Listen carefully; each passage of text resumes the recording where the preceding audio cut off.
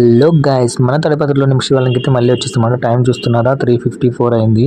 So ఇంత early morning ఎందుకు వచ్చామంటే, నేను ఈ ఇయర్ శివమాల వేద్దాం అనుకుంటున్నాను.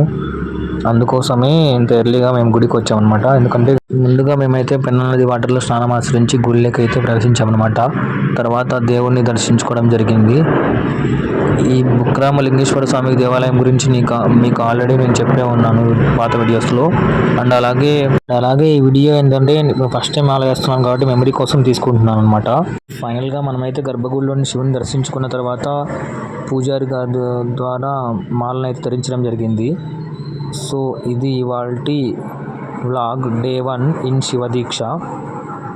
సెకండ్ వ్లాగ్ కోసం ఓం నమ శివాయ అని కామెంట్లో తెలపండి. హర హర మహాదేవ, శంభో శంకర.